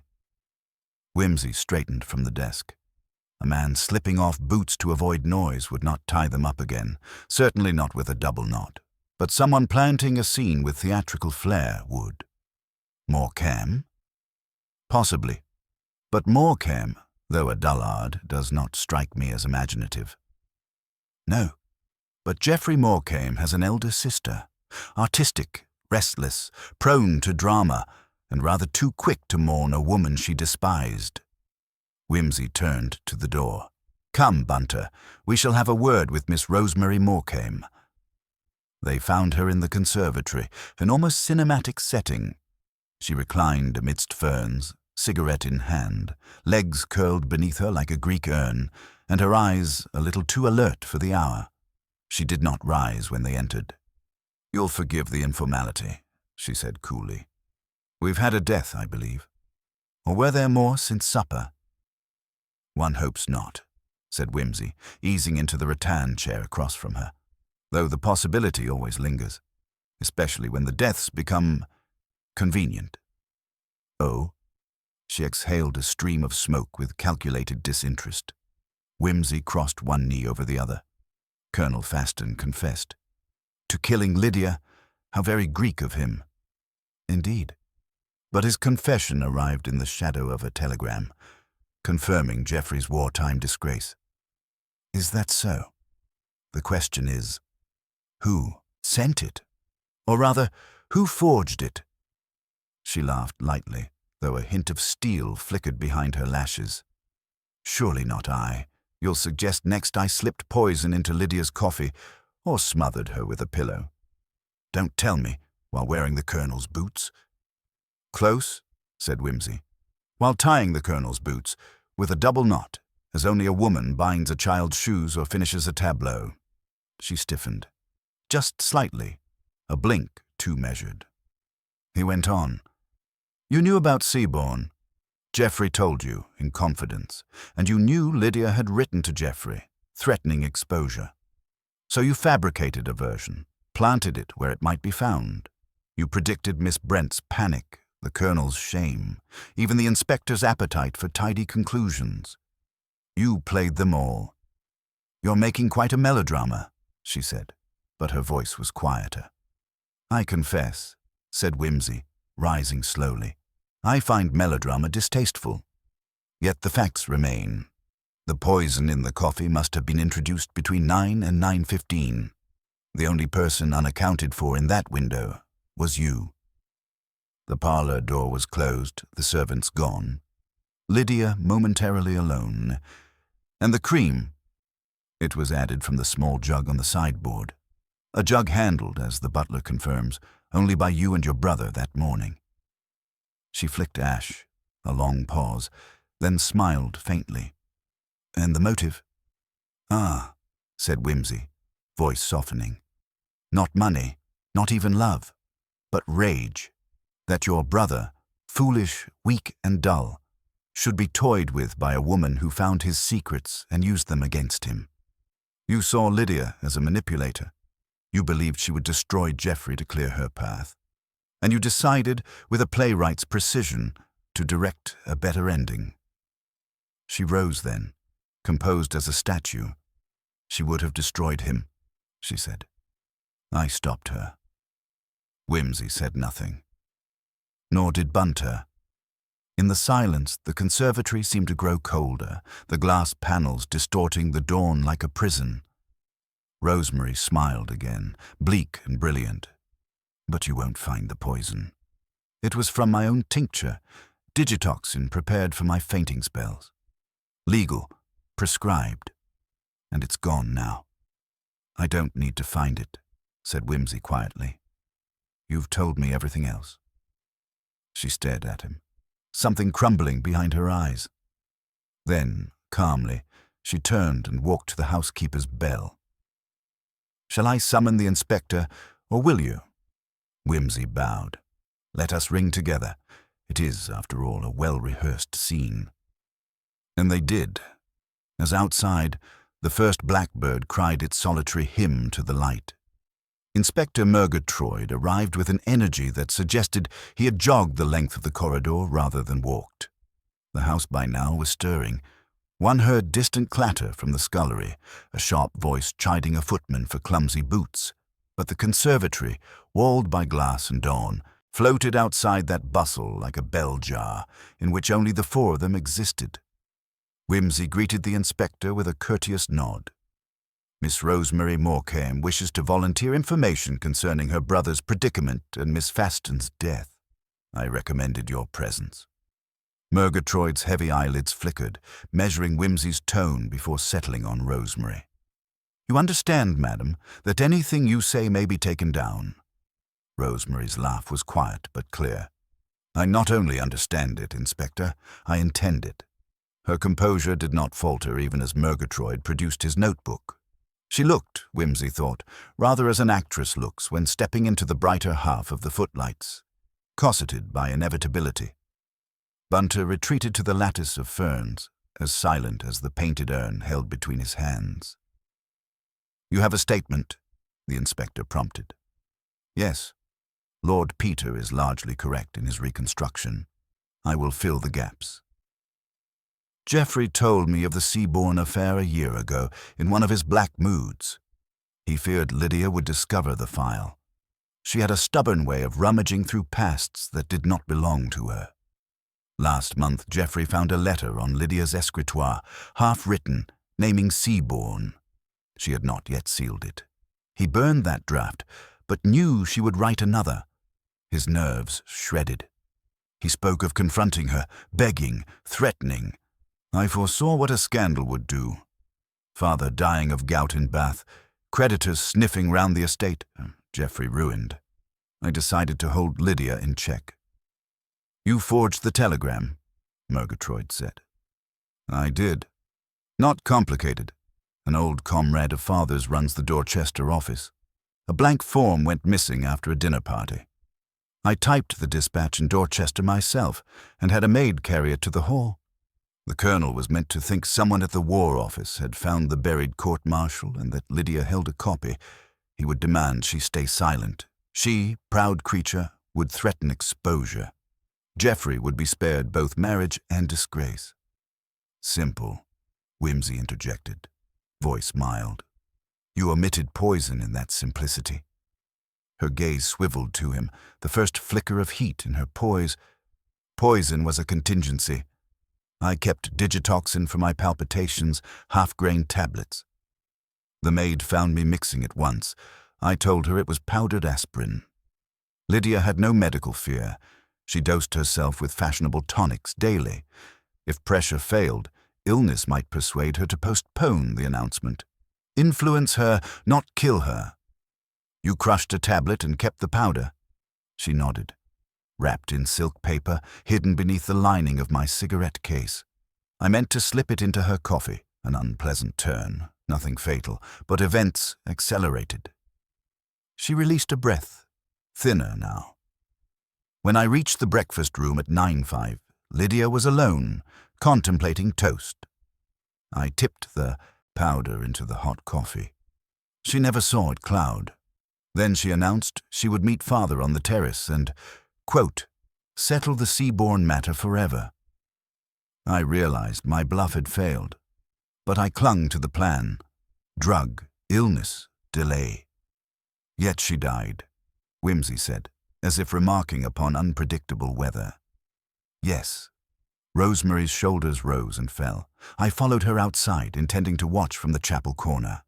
I saw Father stride up, furious. They argued. I could not hear the words. Lydia half turned, stumbled, fell heavily against the stone. In panic, Father bent over her. I thought she was merely faint, but then I saw blood at her mouth. Father looked up, met my eyes. There was horror in his face, but also a strange relief. He motioned me away. I left him there, returned through the service passage, Miss Brent was rushing in the opposite direction, white as parchment. She muttered something about a letter. I brushed past, believing Lydia still breathed. But scarcely 3 minutes later, Father burst in by the south door, boots muddy, hands shaking. He said only, "It's done. Save Geoffrey." We understood one another perfectly, Murgatroyd scribbled. Whimsy observed Rosemary more closely, studying the deeper tremor that had entered her voice. "You did not know he had smothered her," Whimsy suggested. She looked down. "Not until your reconstruction. I assumed the fall, and perhaps my digitoxin were enough. I am not a doctor, yet sufficient to believe yourself a murderess," Whimsy said almost gently. She touched her temple with the cigarette, as though nudging a memory into place. "When you returned from the terrace brandishing gloves and theories, I realized Father would confess if cornered. Honor, you know." A mirthless smile. "So I resolved to confess first. It seemed cleaner to shoulder everything, poison, pillow, boots, and let Geoffrey survive untouched. Father would be spared trial as accessory. Miss Brent, poor fool, had already damned herself with panic. I hoped your attention would settle there." "A noble calculus," Whimsy said, "but arithmetically unsound. You overlooked one unit, Lydia's actual time of death. The doctor's absence of petechiae proclaims no pillow was used. She died of a ruptured heart, digitalis, combined with shock, within perhaps a minute of striking the balustrade. Then Father did not. He staged evidence, yes, but he arrived seconds too late for mercy or murder." Whimsy paused, eyes softening fractionally. "He tried to save her, Rosemary, and failing that, tried to save you children." Rosemary closed her eyes and exhaled through parted lips, a sound like the first sob of a storm cloud. But when she spoke, her voice steadied again. "It changes nothing, Lord Peter. I poisoned her coffee. Intent to harm, perhaps, intent to kill, legally the same. Still, the Crown may measure degrees of culpability." Whimsy turned to the inspector. "I leave that delicate spectrum to you, Murgatroyd." The inspector cleared his throat. "Miss Morecambe, I must ask you to accompany me to the study while I take a formal statement. You will remain under guard." He gestured. A constable stepped forward with surprising gentleness. Rosemary stubbed out her cigarette on a marble jardiniere. As she passed Whimsy, she paused. If I had not acted, she would have ruined Geoffrey. "My dear young lady," Whimsy answered, lowering his voice, "in my experience, ruin is seldom a solo performance. Geoffrey produced his own luckless script." She inclined her head in weary assent and followed the constable. When they were gone, Whimsy let his shoulders sag in a motion small but revealing. Bunter emerged from the ferns with a fresh glass of water, which Whimsy accepted, though he did not drink. "You believe she told the truth, my lord?" "The truth as she can bear it, yes. The pathology will confirm digitalis. Half-grain crushed, a dose potentially fatal if the heart is already strained by shock. Lydia's robust constitution might have survived alone, but argument and impact tipped the scale." He stared at the water as though divining patterns on its surface. Colonel Faston's footprints and ring theft, Rosemary's poison, Miss Brent's forgery, layer upon layer, each acting from some twisted love, each making a small correction to the scene. And Lydia? She was merely herself, bright, clever, perhaps cruel, walking unknowingly into a perfect storm of other people's salvations. Bunter bowed his head the merest fraction. "A tragic household, my lord." "Tragic, yes, but instructive. Sins of omission as lethal as those of commission. Now the practical chores begin. See that the doctor's report is expedited. Have Hollywick lock the terrace doors. No one is to wander out collecting relics. And Bunter, pack 2 small bags. I fancy Scotland Yard will keep me in London for debrief, but I promised my sister I'd appear at her charity pageant tomorrow." "Very good, my lord." They stepped into the corridor. From the study rose murmured voices, Rosemary's steady mezzo threading through formal questions. Farther off, Geoffrey Morecame's plaintive protest drifted from the gun-room, where another constable stood guard. The dawn had reached full silver, striking the stained-glass transom with quiet radiance. Whimsy paused beneath it. "It will break the colonel," he said softly. "He survives Ypres, yet not this." "Survival, my lord," Bunter replied, "is sometimes the longest warfare of all." Whimsy's smile, faint and rueful, acknowledged the truth. They moved on, their footfalls subdued upon the runner, until a sudden commotion from the entrance hall halted them. A telegraph boy, breathless and pink-cheeked, clutched a new envelope. Hollywick intercepted him, then, recognizing the addressee, hurried toward Whimsy. "A wire for you, my lord." Marked most immediate. Whimsy accepted it, tearing the flap with a thumb. His eyes flickered along the line of type. One brow arched. "Bunter," he murmured, lowering his voice still further. "The laboratory returns ahead of schedule. No trace of digitalis. Only caffeine and a compound I do not recognize." He handed over the slip. "Isoquinoline derivative consistent with certain exotic South American arrow poisons." Bunter's gaze snapped up. "So," Whimsy whispered, pulse quickening. "Someone controlled Rosemary's confession as deftly as Rosemary tried to control the colonel's. This draught grows deeper by the sip. Fetch Murgatroyd at once, before another wrong soul shoulders a burden not wholly hers." Bunter sped off. Whimsy remained beneath the stained glass, the telegram limp in his hand, feeling at last the chill that had crept through the house since Lydia Faston's unbuttered toast had first grown cold. Whimsy reached the study just as Murgatroyd finished taking Rosemary's formal statement. He signaled the inspector with 2 fingers, and they stepped into the corridor where Bunter waited. Hollywick, moving with funereal grace, closed the study door behind them. Whimsy pressed the telegram into Murgatroyd's hand, watching the man's brows beetle as he read the technical jargon. "No digitalis," the inspector muttered, "but an isoquinoline compound used in curare. That borders on the fantastic." "Borders?" Whimsy echoed. "It vaults past fantastic and digs trenches on the far side. Yet the laboratory men are stout fellows. They do not conjure arrow poison to amuse us. Someone here owns, or recently owned, so exotic a substance." "Where in Dorset does one pick up South American venom?" Murgatroyd asked. "Perhaps under one's own roof." Whimsy turned to Bunter. "Fetch the key to the colonel's orchid house. Hollywick keeps it on a chain." The butler, who had not been formally addressed, produced the ring before Bunter could ask. Whimsy's eyes narrowed at the speed of the gesture, but he accepted the keys with a nod. "Hollywick, oblige us by guiding the way." The dawn had advanced from silver to gold when they stepped into the humid hush of the orchid house. Glass panes beaded with condensation.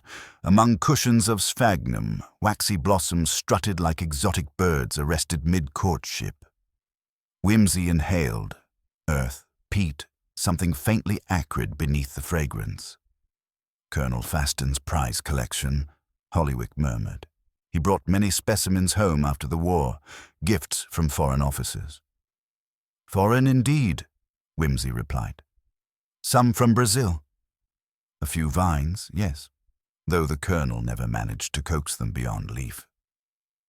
Whimsy squatted by a low wooden bench where clay pots sat in regimented lines. One contained nothing but a severed stem, its cut end browned. Soil remained damp, as though recently watered. This missing plant. "A chondrodendron cutting," Hollywick supplied. "Dead more than a year. The colonel bade me discard it a fortnight ago." "You complied?" The butler's pale lids flickered. "I did." "How?" Whimsy rose slowly. "Burned. Buried. Merely disposed of." "And yet," Whimsy said softly, "isoquinoline alkaloids from Chondrodendron tomentosum will last if dried in the shadow." He faced Hollywick fully. "Where's the rest of the cutting?" Hollywick met his gaze with the composure of granite. "I cannot say, my lord." A silence grew, alive with orchid breath. Murgatroyd exhaled through his mustache. "Mr. Hollywick, you had unrestricted entry to kitchen and breakfast room. Did you interfere with Miss Faston's coffee?" "No, Inspector." Whimsy shifted, hands clasped behind his back. "You served under Colonel Faston in the Amazon campaign of 22, did you not?" Hollywick's mouth twitched, the subtlest crack in marble. "I was his Batman, yes." "Batmen learn many field remedies," Whimsy went on. "Poultices, anti-malarials, and, rarely, paralytic tisanes used by local hunters. In wartime, such knowledge may save a commander from capture. In peacetime, it sleeps like a loaded pistol in a locked drawer." The butler remained unmoved. Whimsy crouched again, touching the rim of the empty pot. "Suppose the colonel confides in you. His daughter intends to unveil a scandal that will ruin his honor. You, devoted servant, decide to prevent disaster. A few shavings steeped overnight, concentrated, tasteless when dropped into hot coffee. Quick, silent, leaving only faint muscular failure mistaken for a fainting fit." He rose. "But poison alone is rarely certain. You must ensure shock, a fall.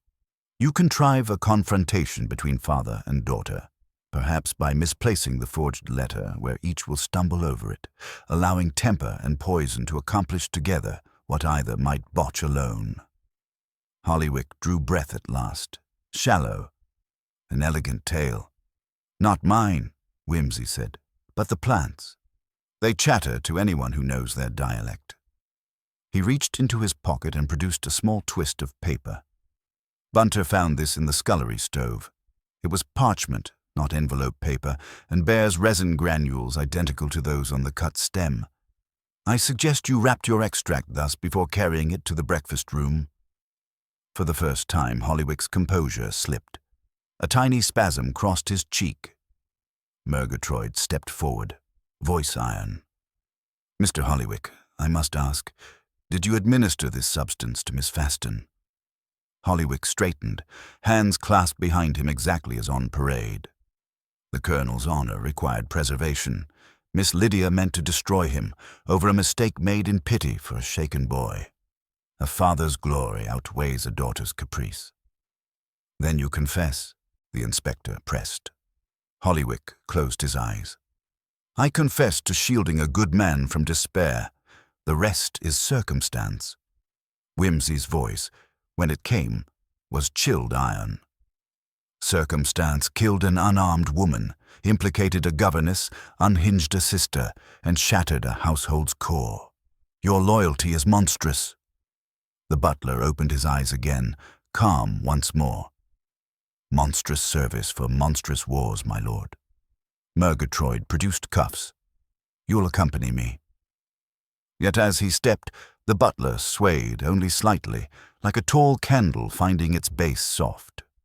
Whimsy's hand shot out, steadied him. Hollywick's pallor deepened. Beads of sweat purled at his brow. "I fear," Whimsy said quietly. "Mr. Hollywick anticipated this moment?"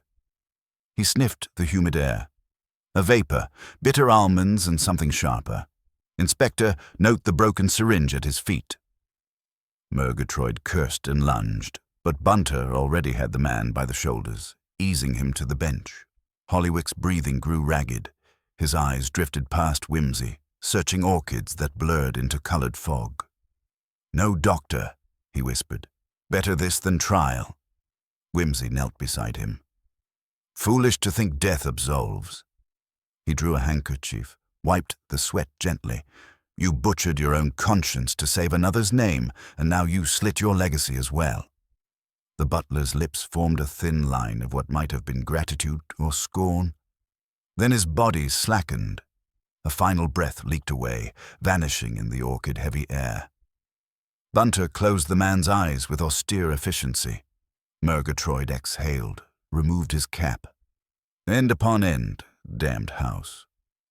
"Ends," Whimsy echoed, standing slowly. "Yet questions. Who primed Hollywick to act? He possessed means and motive, yes, but why strike this weekend, not weeks earlier? Because he believed Lydia's letter genuine, or because someone hinted the War Office was already sniffing? He tapped the empty pot. Rosemary forged a telegram that triggered the Colonel's panic, which in turn roused Hollywick's resolve. A perfect alignment of misguided guardianship. Bunter dusted his hands. 3 protectors, 3 crimes, my lord, each ignorant of the others. Or nearly ignorant. Hollywick must have seen Rosemary at the tray. He may have guessed she tampered with the cup, but arrow poison cancels lesser toxins. He poured out her trouble and substituted certainty. She never realized her digitoxin was discarded. Murgatroyd cursed again under his breath. I'll require statements from every servant. You shall have them, Whimsy assured. But the stage, I think, has fallen silent. The prompter's lamp is out. They left the orchid house, dawn now a broad blaze along the lawns. At the threshold, Whimsy paused to inhale crisp air as though rinsing lungs of glass-house miasma. Bunter closed the door. Inside, orchids shimmered unseen, obscene in their splendor. Inspector, permit me one more office, Whimsy said. Release Miss Brent from confinement. Inform Rosemary that her digitoxin played no part in Lydia's death. They stand guilty of deceit, conspiracy perhaps, but not murder. That lies with a man whose devotion outstripped his judgment. Murgatroyd nodded, rubbing weary eyes. And Colonel Faston? Tell him the truth, Whimsy replied. He will carry it better than fiction, brutal though it is. Honor that must be plumped up with lies is already hollow. They re-entered the manor. Footsteps, voices, clatter. Breadstone stirred to the day's ordinary tyranny of meals and mending. At the stair, Geoffrey Morecame waited, pale and trembling. He had heard some fragment of commotion. My sister, Rosemary, will face lesser charges than you feared, Whimsy said. Go to her. She needs candor, not rescue. Morecame nodded, staggered off. Whimsy and Bunter climbed toward their rooms to pack. On the landing, Whimsy stopped before the mantel clock, whose hands still refused to agree with Greenwich. He adjusted it, setting the minute hand precisely. Bunter watched, saying nothing. At least the clock will tell no further lies, Whimsy murmured. The butler inclined his head. Very good, my lord. Together they walked on, and behind them the steady tick-tock resumed. An ordinary sound, pitilessly honest, measuring the slow exhalation of a house that would never again wake quite so early, nor break its fast without remembering an untouched slice of toast and the fatal charity of those who loved too hard. Mid-morning sunlight drifted across the upper corridor when Whimsy emerged from his room, freshly shaven, travel coat folded neatly over his arm. Bunter followed with 2 modest valises, each packed as though for an overnight lecture rather than a house that had offered so generous a syllabus of human calamity. At the top of the stairs they encountered Lady Paddingcoat marshalling an anxious cluster of maids round a damask sheet. Whatever domestic crisis the linen represented, she abandoned it instantly, fluttering up to Whimsy as though to snatch a last verdict from the air. Peter, dear, is it finished? Must we barricade the chapel or disinfect the breakfast room? One hears such contradictory tales. Contradiction, he assured her, is the only sure mark of a living organism. Fear not, Inspector Murgatroyd has harvested the final weeds. Your principal duty is to encourage luncheon out of the kitchen and, if possible, a truce among the guests. Harmony is often more sanitary than carbolic. His half-smile calmed her better than a physician's draught.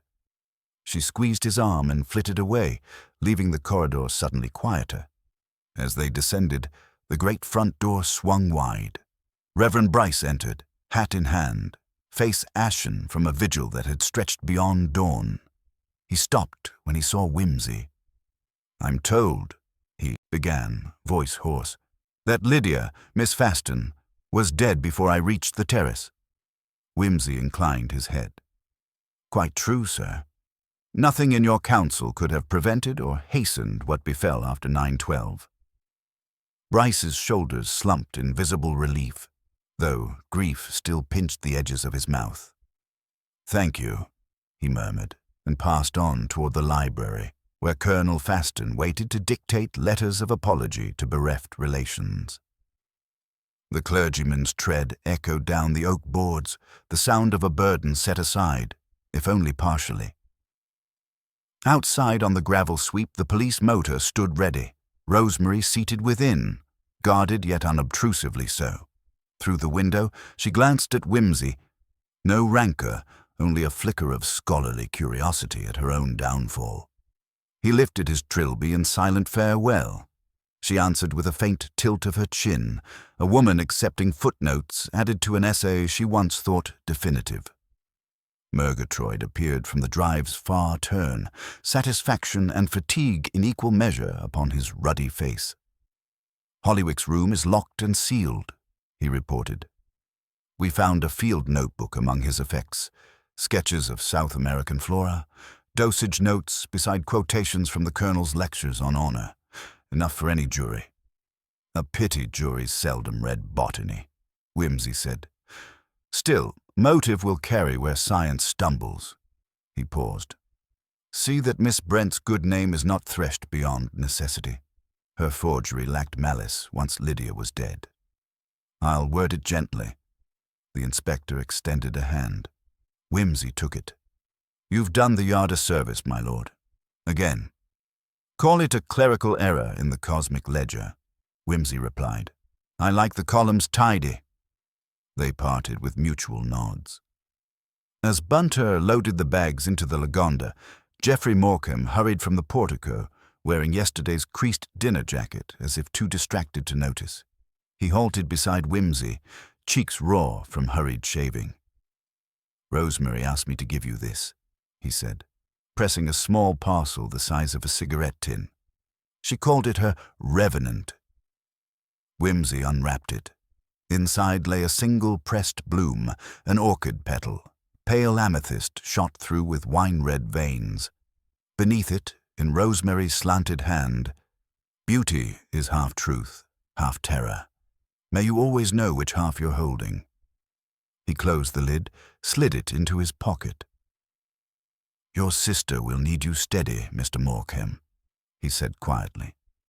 "Not contrite so much as honest." Geoffrey swallowed, eyes already glassy with the prospect of endurance. "I'll try. Do better than that." Whimsy touched the man's arm, then climbed into the car. Bunter seated himself behind the wheel, engaged the starter. The engine responded with polite urgency. They rolled away from Breadstone Court under vaulting beaches that whispered like distant surf. For several minutes, neither spoke, the hum of tires and the faint tick of dashboard gauges weaving a lull that wiped the house's tension from their shoulders. Presently, Whimsy drew out Rosemary's orchid, studying it as though a page in a missal. "The ancient Aztecs," he remarked, "associated orchids with strength in battle. Curious choice for a farewell." "Symbolic, my lord," Bunter said, eyes fixed on the road. Miss Morecambe seemed a woman of emblems.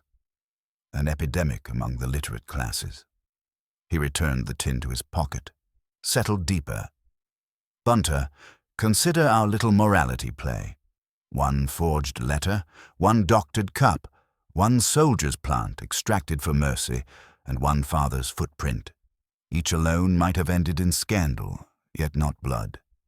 Combined, like certain chemicals, they detonated." Bunter nodded.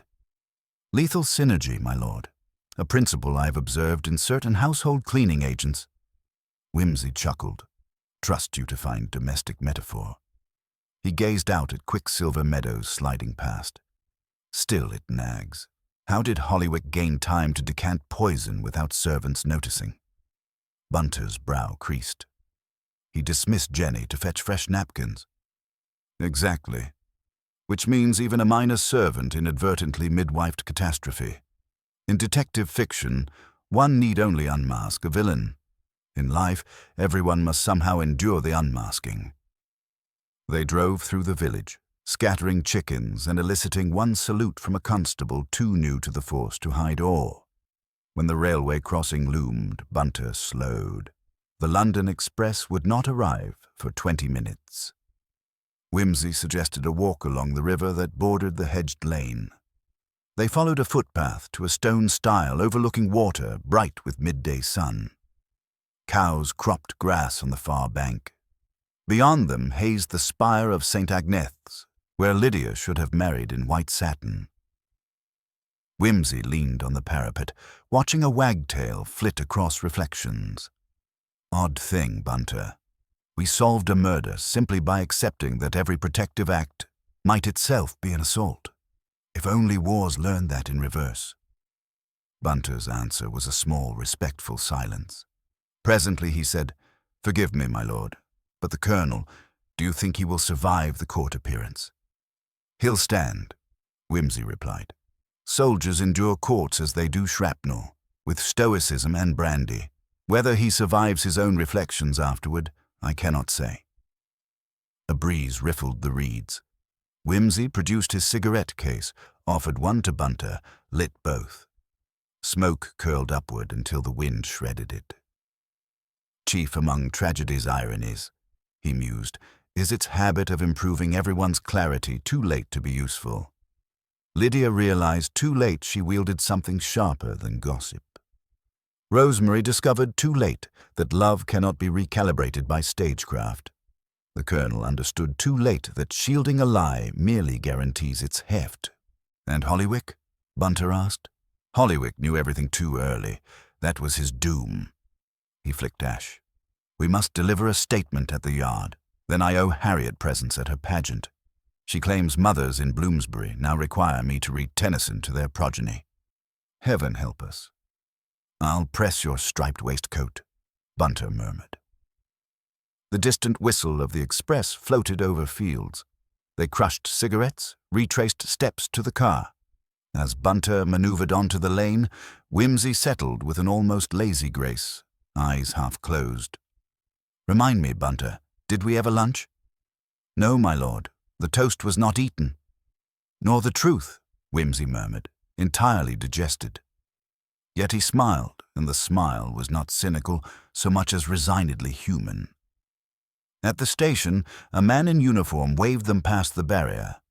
Wimsey tipped him a coin for unnecessary courtesy, then lingered on the platform watching white steam spool like lazy ghosts along the track. The train groaned to a halt. They boarded a first-class compartment upholstered in faded green plush. As the whistle shrilled again, Wimsey leaned out to watch Dorset slide into perspective. Terrace, chapel spire, and at last the distant glint of greenhouse glass, catching noon like a shard of past offence. He withdrew, shut the window. "Bunter," he said as the train gathered speed, "next time a country house calls for celebration, do remind me to send flowers instead of myself." "I shall make a note, my lord." "And ensure the flowers have no botanical history involving darts, blowpipes, or suspicious alkaloids." A restrictive criterion, but doubtless prudent. Wimsey chuckled, stretched his legs, and drew from his pocket a thin volume of Horace. He opened at random, eyes glazing for a moment over Latin hexameters, then translated half aloud, "Exegi monumentum aer perennius. I have raised a monument more lasting than bronze." He closed the book with a soft snap. "Well, Bunter, Lydia's unfortunate breakfast has certainly erected a monument. Perhaps not to her, but to the frailty of good intentions. Let us hope bronze proves sturdier." The carriage rocked gently, threads of steam smearing the panes, countryside unspooling in measured furlongs. Bunter produced a thermos of coffee prepared at dawn. He poured 2 cups without comment. Wimsey sniffed the aroma, cocked an eyebrow. "No sugar," Bunter assured him. Wimsey raised the cup in humorous salute, then drank deeply as the train roared into the mouth of a cutting, leaving behind Breadstone Court and every mislaid crumb of its lethal toast to settle in quiet dust. The drawing room at the Yard was, as always, a theatre of understatement. Faded damask curtains, a scattering of chairs whose upholstery had long surrendered to the whims of past occupants, and an ornate fireplace whose hearth had not known a fire in many a month. Into this hushed stage, Lord Peter Wimsey stepped, accompanied by Inspector Murgatroyd and Bunter, their solemn faces lending gravity to the otherwise decorous scene. The assembled parties, Colonel Faston, Reverend Bryce, Geoffrey Morecambe, Lady Paddingcote, and, notably, Rosemary Morecambe herself, watched in varying degrees of apprehension and guarded curiosity. The tension was a palpable thing, hanging between them like the heavy smoke of one of Wimsey's favoured cigars, yet never quite dissipating. Wimsey began with his habitual blend of arch wit and deliberate poise.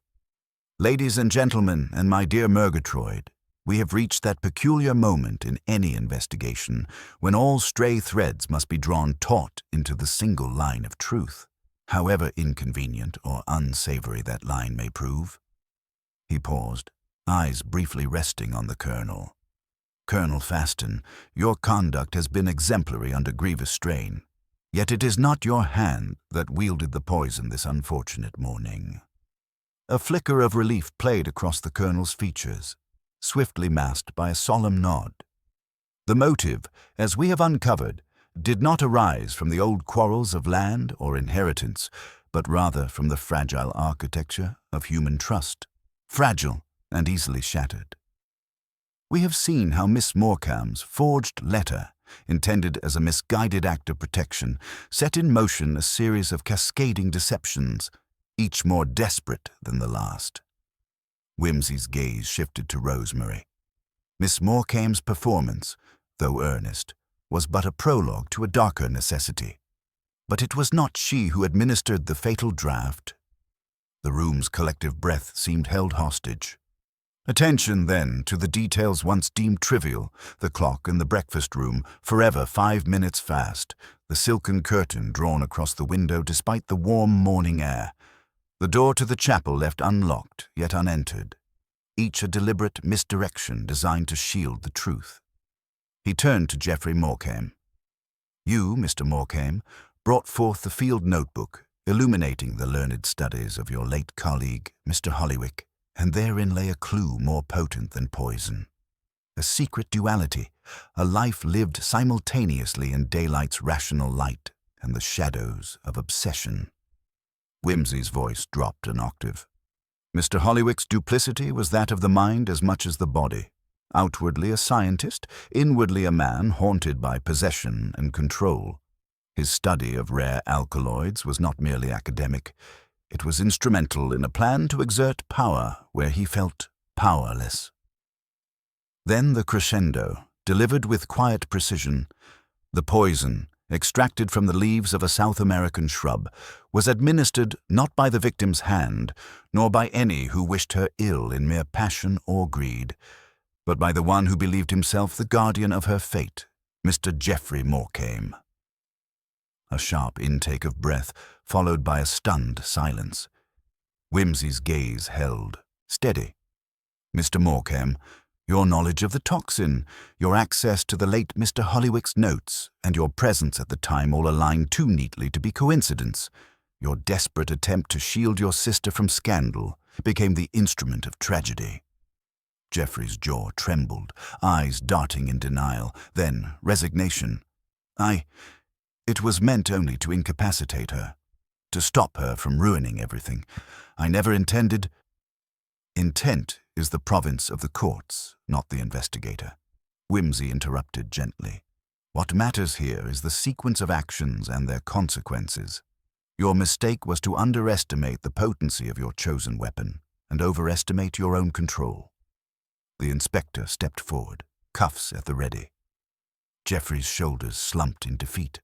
The weight of truth, once borne invisibly, now visibly crushed him. Wimsey turned to Rosemary. "And you, Miss Morecambe, though not the architect of death, are no stranger to the tragedy wrought by secrets and half-truths. It remains to be seen whether honesty or discretion will chart your future." Lady Paddingcote, Reverend Bryce and Colonel Faston exchanged glances. Relief mingled with sorrow. Whimsy's final words, spoken with the faintest trace of ironic detachment, were addressed to all present. Let this house be a monument, not to poison and pretense, but to the enduring truth that the most dangerous lies are those told to protect the ones we love. As Horace might have put it, exegi monumentum aer perennius, a monument more lasting than bronze, though less glorious than we might wish. The assembly slowly dispersed, shadows lengthening beyond the high windows as the afternoon sun dipped behind gathering clouds. Whimsy lingered a moment, then turned to Bunter. Let us return to London, where the fog is thick enough to obscure every folly, but never the mind's clear sight. As they departed, the house settled into silence, its secrets finally laid bare, not by supernatural caprice, but by the slow, steady hand of logic and human frailty intertwined.